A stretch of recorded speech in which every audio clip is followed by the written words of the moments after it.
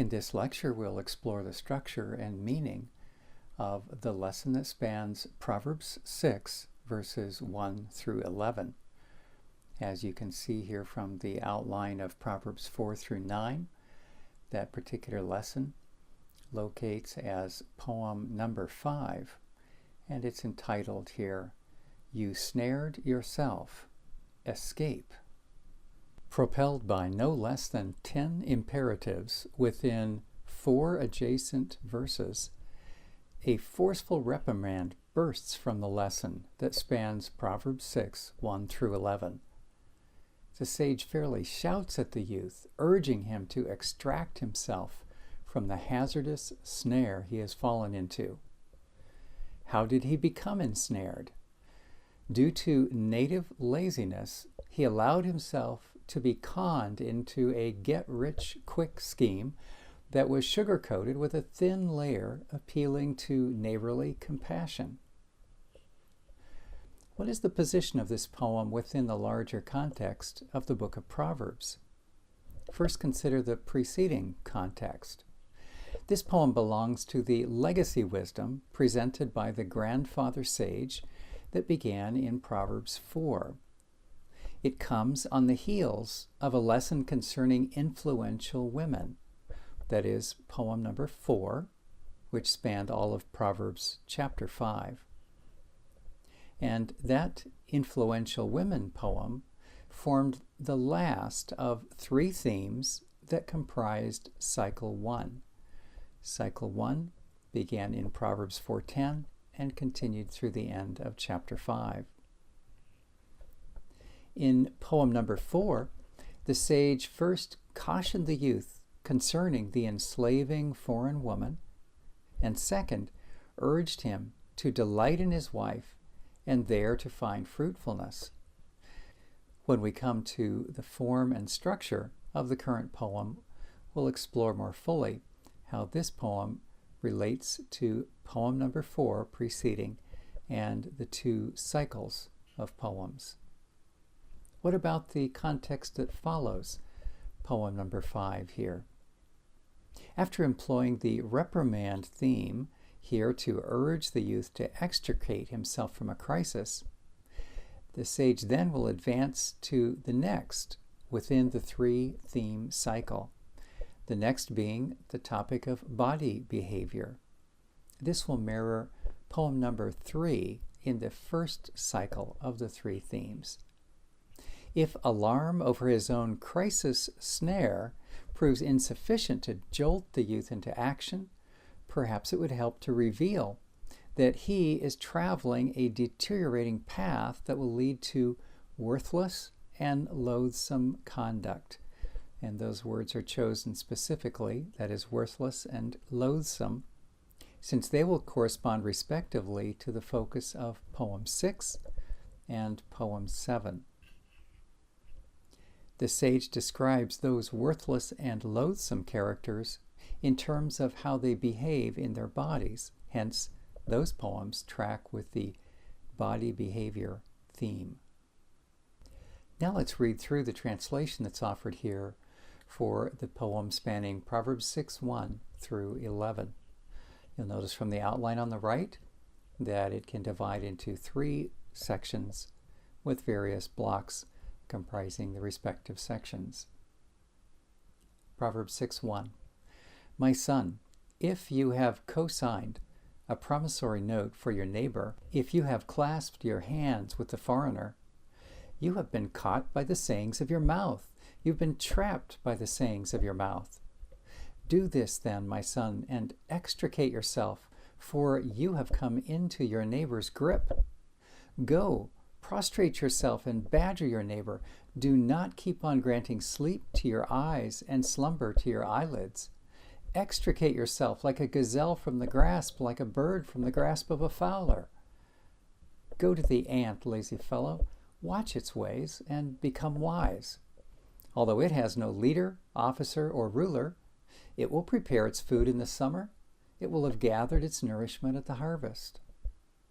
How long, lazy fellow, are you going to lie there? When are you going to get up from your sleep? a little sleep, a little slumber, a little folding of the hands to lie down. Then your poverty will come as a vagabond, and your shortfall like an armed man. Before considering the macro and micro structures that lend shape to poem number 5, two observations help locate this lecture within its larger context. On the one hand, its relation to Cycle 1 and Cycle 2, and secondly, the links that join Poem 4 with this poem, Poem 5. First, consider how Poem 5 relates to the two cycles. Poem 5 marks the start of Cycle 2, which is a series of 6 poems spanning Proverbs 6 through 8. Cycle 2 resembles the themes and the sequence of poems encountered earlier in Cycle 1, namely reprimand, followed by body behaviors, followed by influential women. Only one change distinguishes Cycle 2 from Cycle 1.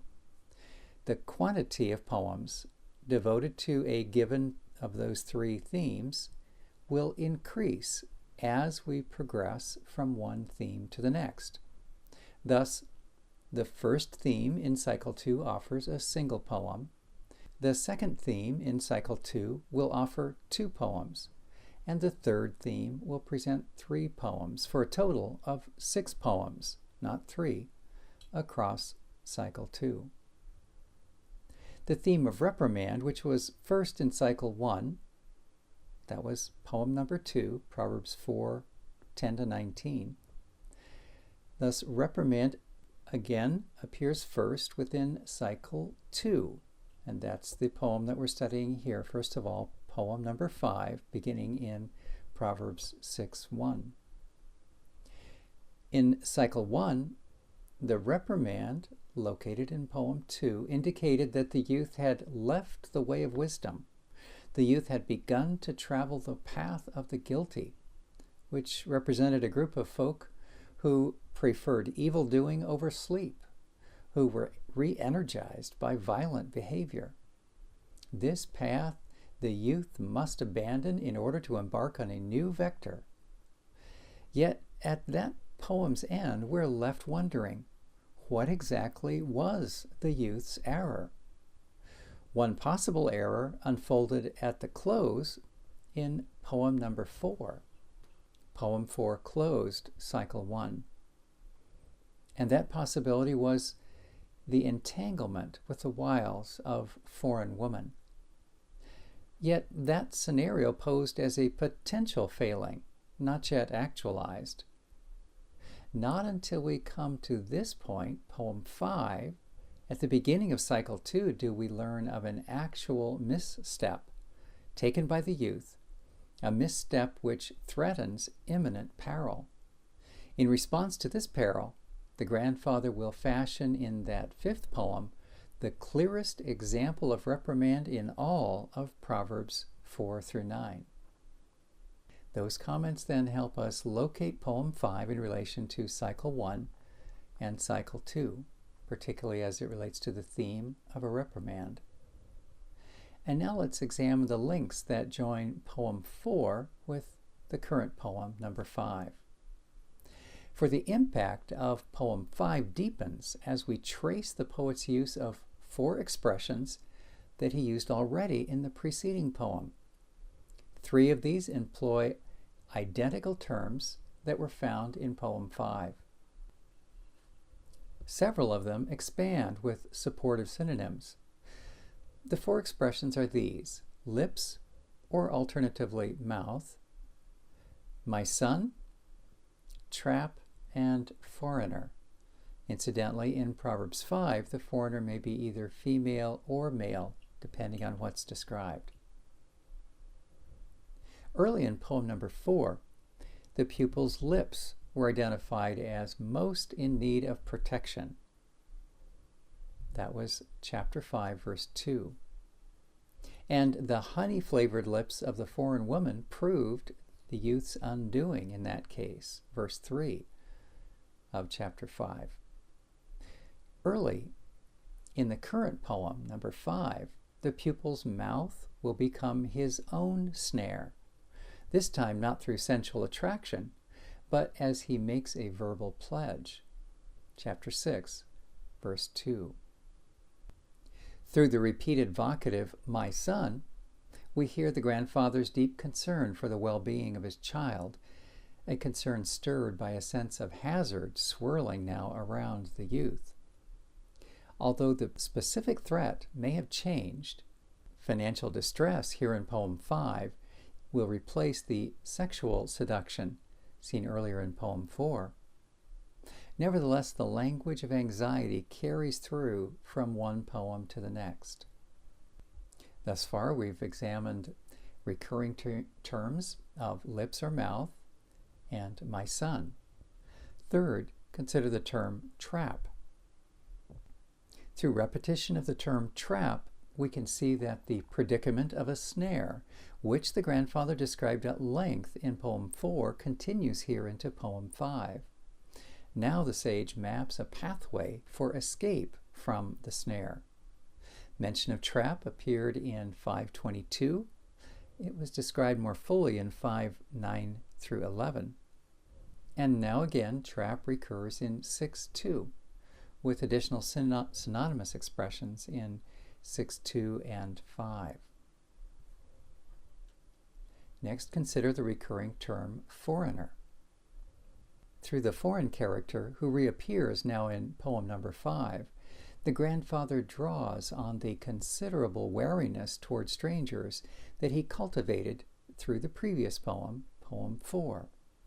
Due to this background established there in Poem 4, all he now needs to do in Poem 5 in order to activate a robust sense of caution is this.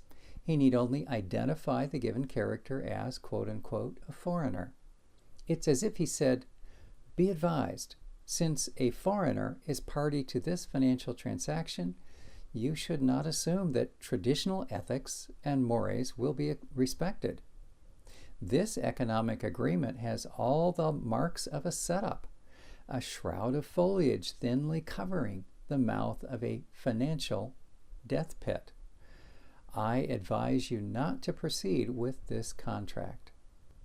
Having now considered the position of Poem 5 relative to cycles 1 and 2, together with the links, the verbal links, joining Poems 4 with this poem, number 5, we're now in a better position to examine those macro and microstructures within Poem 5.